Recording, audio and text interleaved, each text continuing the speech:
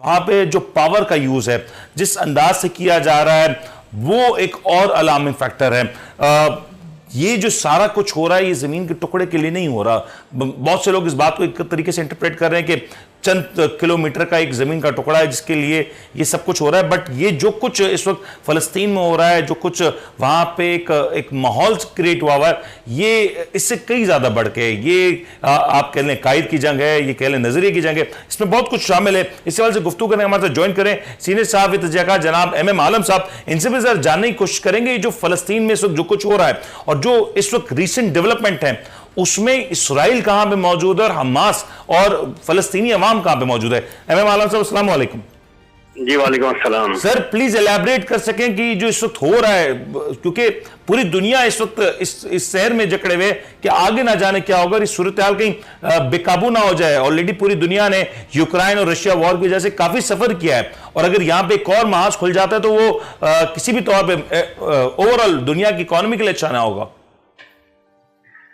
बिस्मिल्लाहिर्रहमानिर्रहीम। देखें, दुनिया की इकोनॉमी के लिए अच्छा हो ना हो, फलस्तीनी पिछले 50 साल से अपने बच्चे कुर्बान कर रहे हैं अपने वतन के लिए जी, और उनके बच्चों का खून महंगा हो जाए और सस्ता हो जाए और पेट्रोल महंगा हो जाए, ये कोई तुक नहीं बनता।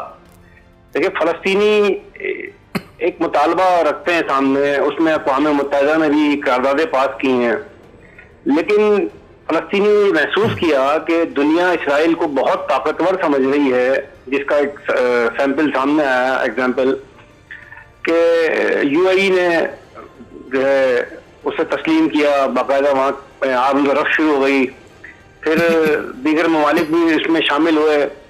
पाकिस्तान का भी जिक्र आ रहा था कि पाकिस्तान भी जो है अंडर प्रेशर है और इसराइल को तस्लीम करने जा रहा है जी।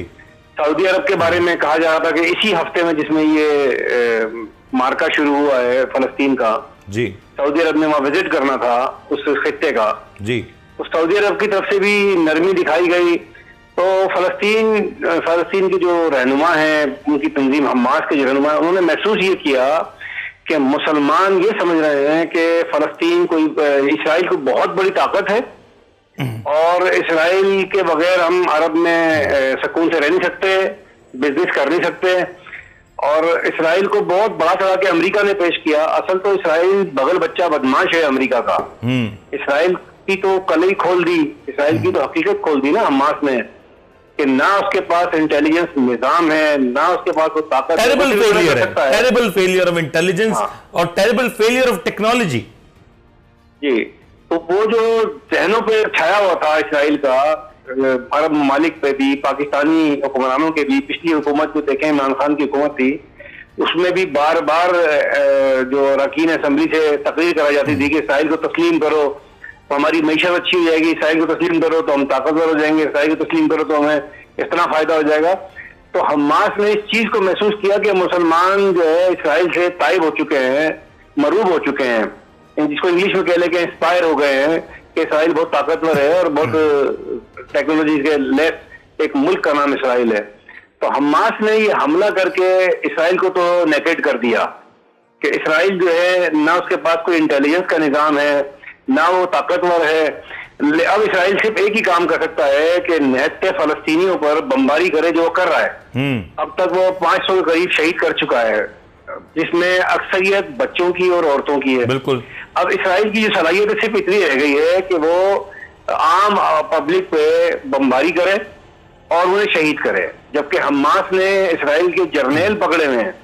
इसराइल को शर्म आनी चाहिए, वो फौरन UNO में जाए, जंग बंदी करे, उसको शर्म आनी चाहिए बच्चों पे औरतों पे बमबारी कर रहा है, बजाय इसके कि वो दुनिया के आगे शर्मिंदा हो कि उसका इंटेलिजेंस फेलियर हुआ, सोते हुए उसके जर्नैलों को उठा के लेके चले गए वो। और अब भी इस वक्त 8 मकामात पे मौजूद हैं हमास के कमांडोज। अब जंग हो रही है इसराइल के अंदर जी, पहले जंग होती थी इसराइल से बाहर गजा की पट्टी पे जी, अब जंग ये हो रही है इसराइल के अंदर हो रही है और इसराइल के अंदर जंग हो रही है, इसराइल संभाल ही नहीं पा रहा है। एग्जैक्टली यही पॉइंट है MM आलम साहब कि हम देखते थे इसराइल का एक आयरन डोम टेक्नोलॉजी है, फिर टेक्नोलॉजी में वो पूरी दुनिया को वॉरफेयर टेक्नोलॉजी पूरी दुनिया को एक्सपोर्ट करता है, उससे वो बड़े पैसे कमाता है। पहले तो ये एक जो तासुर था कि इसराइल टेक्नोलॉजी में, वॉरफेयर टेक्नोलॉजी में इतना आगे, एक तो ये तासुर जाहिल हो गया। दूसरा, पहले इसराइल के लिए कदरे आसान था कि वो सरहद के उस तरफ अटैक करता। अब अपनी सरजमीन पे इसराइल कैसे अटैक करेगा जब उनकी अपनी जमीन, जिसको क्लेम करते थे, सेल्फ क्लेम करते थे कि उनका हिस्सा है, अब तो फौज, दूसरी तरफ की फौजें उनकी अपनी जमीन पे आ चुकी हैं। देखिए, मुजाहिदीन ग्रुप जो है, जो हमास फहरिस्त है फलस्तीन की तरफ से, वो अंदर दाखिल हो चुके हैं जी, ठीक है। और ये अब एक, अगर मैं छोटी अकल का आदमी हूं, मैं सोचूं थोड़ी देर के लिए कि भाई आप एक दूसरे मुल्क के अंदर चले गए और इतना ताकतवर मुल्क है, उसके पीछे अमेरिका और पूरा आलम कुफर है, पूरा आलम कुफर उसके पीछे खड़ा हो गया है। अब आप क्या करेंगे? वापस आएंगे या वहां रुकेंगे? क्या होगा?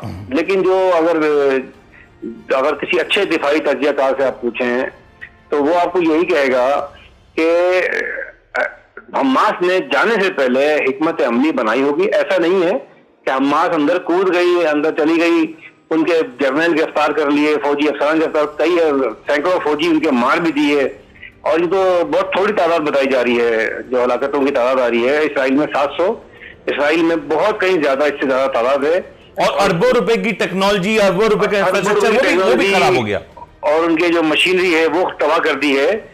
अब असल मामला जो अब आएगा ना मुनीर साहब, वो ये है कि हमास ने वहां स्टे करना है या बाहर निकलना है, ठीक। और बाहर निकलना है तो क्या स्ट्रेटजी है? क्या इसराइल अपने कैदियों को अहमियत देगा कि जो हमास के पास है? अगर इसराइल अपने कैदियों को अहमियत देगा तो लाजमी जंगबंदी करेगा। और अगर इसराइल ने, ऐसा मुमकिन नहीं है क्योंकि ये काफिर कुफरा जो मुल्क है, ये अपने लोगों को जो है ना प्रोटेक्ट करते हैं, ये हमारी तरह नहीं है कि छोड़ दिया। तो अभी देखें इसमें आगे चल के क्या आता है कि हमारी पॉलिसी अगली क्या होगी।